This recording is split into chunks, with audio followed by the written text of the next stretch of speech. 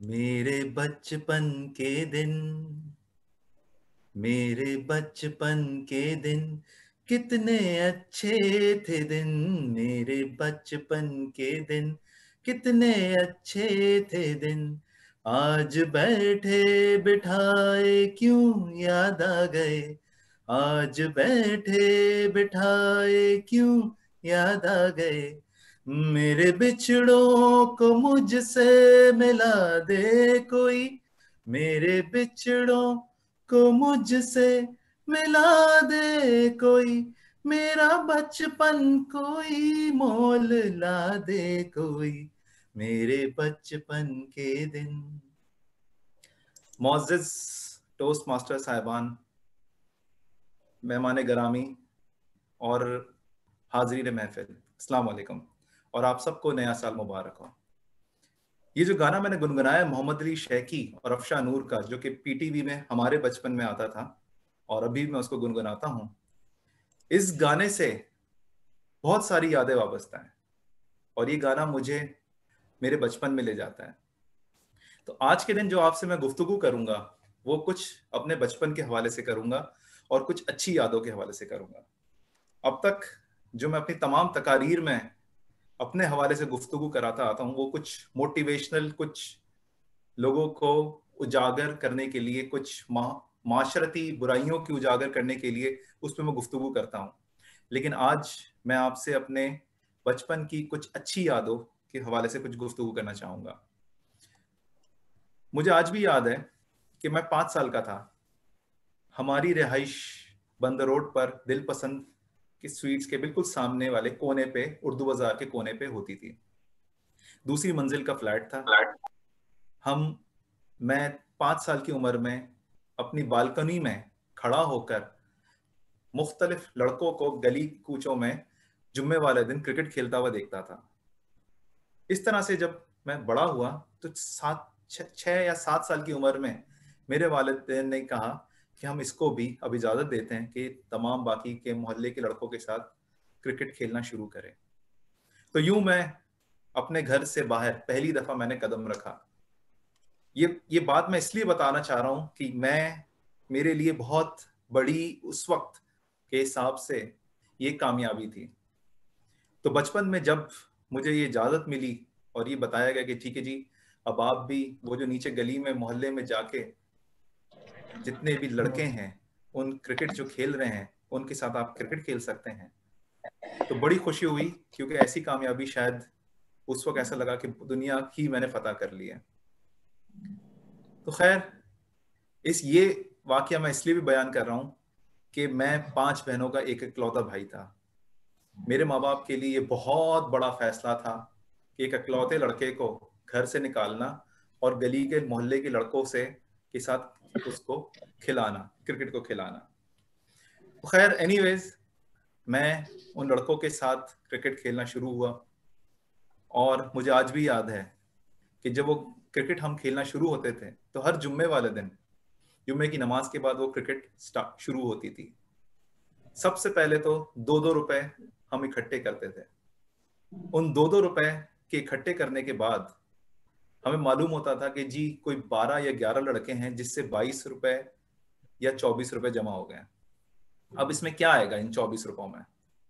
इन 24 रुपयों में एक टेनिस की गेंद और एक 5 रुपए का नीटो का टेप। तो टेनिस की गेंद 15 रुपए की, 5 रुपए का नीटो का टेप हम दौड़ दौड़ के जाके किराने की दुकान से लेकर आते थे और नीटो के टेप से उस गेंद को हम चढ़ाना स्टार्ट करते थे। खैर, वहां से ये वो जगह थी जहां से मैंने क्रिकेट शुरू की और क्रिकेट की शुरुआत हुई मेरी जिंदगी में। और बाकी मेरे साथियों की तरह मैं भी वसीम अकरम या वकार यूनुस बनना चाहता था।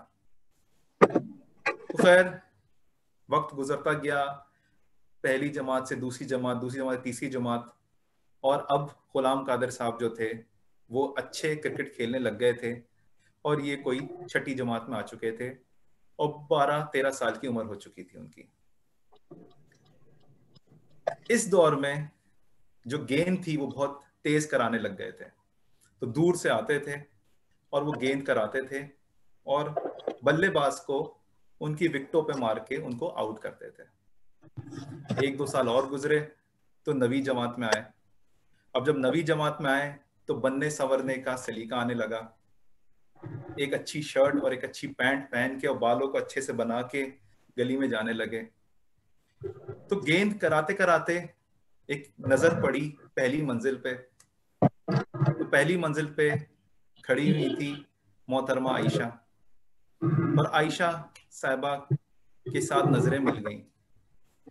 हुआ कुछ इस तरह से कि फिर गुलाम कादिर साहब की गेंद जो थी वो तेज से तेज तरीन होती चली गई, और वो गेंद इतनी तेज होने लग गई कि सामने वाले बल्लेबाजों की गिल्लियां उड़ने लग गईं। और हर दफा गिल्ली उड़ा के अपने सीधे हाथ पे मुड़कर पहली मंजिल पे देखना और वो मुस्कुराना, वो आज भी याद है। तो वो जो मामलात थे वो मुस्कुराहट की हद तक ही रहे। और हम 1995 में 1995 में अब्बू ने ऐलान किया कि जी अब हमें गुलशन इकबाल शिफ्ट होना होगा, हमें जाना होगा। तो खैर वो कहानी तो वहीं अधूरी रह गई, और ये नहीं पता चला कि वो मोहतरमा कहाँ गई, लेकिन हम गुलशन इकबाल चले गए। गुलशन इकबाल में नए दोस्तों, नए लड़कों के साथ क्रिकेट शुरू हुई, और क्रिकेट जो थी वो हार्ड बॉल की क्रिकेट में कन्वर्ट हो गई।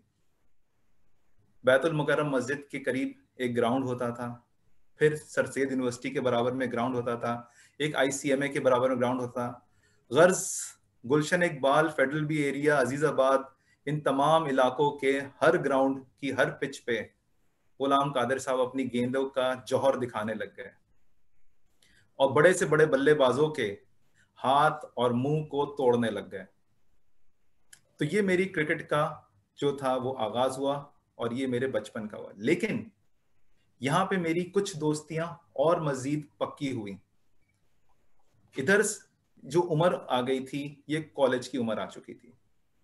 यहाँ हम दोस्त यार इकट्ठे बैठने लगे थे, और पठान के चाय के खोखे पर 2-2 3-3 रुपए मिलाकर देकर अपनी चाय और घंटों गप्पे लगाना, गुफ्तगू करना, और रात के 10 बजे तक एक दूसरे से लुत्फ अंदोज होना गुफ्तगू से शुरू हुआ। यहाँ पे कुछ दोस्त हजरात बड़े अच्छे भी मिले, और बहुत कुछ ऐसे थे जिन्होंने बहुत कुछ सबक भी सिखाया जिंदगी के अंदर। वो अच्छा सबक था, बुरा सबक था, वो जिंदगी जैसे जैसे बढ़ती चली गई वो फिर अंदाजा हुआ कि जी ये सबक तो इस तरह का था। तो खैर एनीवे, वहां पर एक दोस्त थे हमारे, अदील साहब। तो अदील साहब जो थे वो कभी भी अपनी चाय के पैसे नहीं देते थे। अदील साहब ये वो थे कि जब हमारे साथ बस में सवार होते थे तो बस का किराया भी नहीं देते थे। गर्ज ये कि नीपा चौरंगी से लेकर अलादीन पार्क की तरफ जो बस जाती थी, उस बस के अंदर हम जब भी सवार होते थे, हमेशा हमेशा वो 5 रुपए कभी मेरी जेब से, कभी मेरे दोस्त काशिफ की जेब से, तो कभी मेरे दूसरे दोस्त की जेब से। फिर एक दिन हम तीनों ने फैसला किया, तहिया किया कि आज के दिन हम अदील से कहेंगे कि जी अदील, आज का किराया तो तुमने देना है। और हम सब कामिल इस पर डट गए कि आज हम किराया अदील का नहीं देंगे। लेकिन कुछ हुआ यूं कि जब अदील से बात हुई तो उसने दोनों जेब अपने यूं निकाल के दिखा दिए और कहा कि निकाल लो मुझसे किराया। तो अब चूंकि हम सब ने तहिया कर लिया था कि किराया तो नहीं देना अदील का, तो मुझे आज भी याद है कि गुलशन इकबाल से लेकर अलादीन पार्क तक हम चारों को पैदल चलना पड़ा, और पैदल चलते चलते चलते चलते हालत पैरों की बड़ी शल हो गई थी। ये वो दोस्तियां थी जो आज भी याद आती हैं, क्योंकि वो तमाम हजरात में से ज्यादातर लोग मुल्क से बाहर जा चुके हैं और अपने अच्छे अच्छे मकाम पे मौजूद हैं। ये बातें, ये यादें, ये क्रिकेट, ये दोस्तों का हंसना खेलना, वो दोस्तियां, वो वक्त, वो मोहब्बतें आपस में, वो कोई लौटा दे, ये दिल चाहता है, बहुत जोर से दिल चाहता है। और कभी तो ये भी दिल चाहता है कि हमसे वो सारी चीजें ले ली जाएं, और किसी भी मोल ये वो दोस्तियां, वो वक्त, वो बचपन, वो लड़कपन, वो हमें लौटा दिया जाए, ताकि हम उस वक्त में दोबारा चले जाएं और वही अपनी यादें और वही मजे दोबारा शुरू करें। फारूक साहब, आपके हवाले।